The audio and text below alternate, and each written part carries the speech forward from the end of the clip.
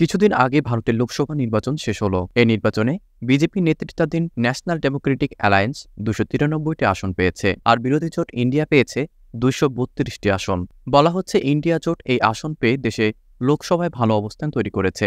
সংসদে অনেক নতুন সদস্য আসছেন, তারা বেতন ও সুযোগ সুবিধা কেমন পেতে পারেন তার একটি চিত্র তুলে ধরেছে ভারতীয় সংবাদ মাধ্যম এনডিটিভি। 2018 সালে প্রদান করা বেতন কাঠামোর ভিত্তিতে প্রতি মাসে 1 লাখ রুপি বেতন পান একজন এমপি, যা বাংলাদেশি টাকায় 1,40,298 টাকা।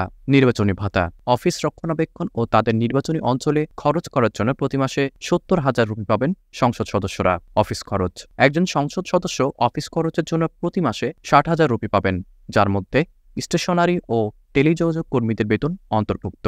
দৈনিক ভাতা, সংসদীয় অধিবেশন ও কমিটির মিটিং চলার সময় খাবার এবং অন্যান্য যে কোনো খরচ মেটাতে দৈনিক 2,000 রুপি পাবেন সংসদ সদস্যরা। ভ্রমণ ভাতা, প্রতি বছর 34 বার বিনামূল্যে অভ্যন্তরীণ বিমান ভ্রমণের সুযোগ পাবেন সংসদ সদস্যরা।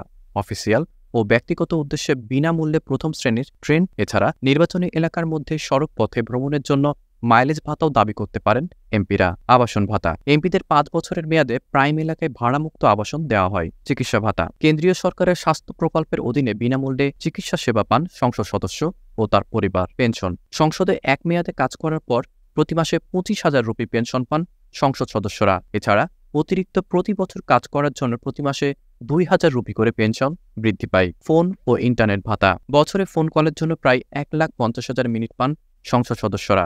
এছাড়া বাসভবন ও অফিসে বিনামূল্যে উচ্চগতির ইন্টারনেট সংযোগ পান তারা।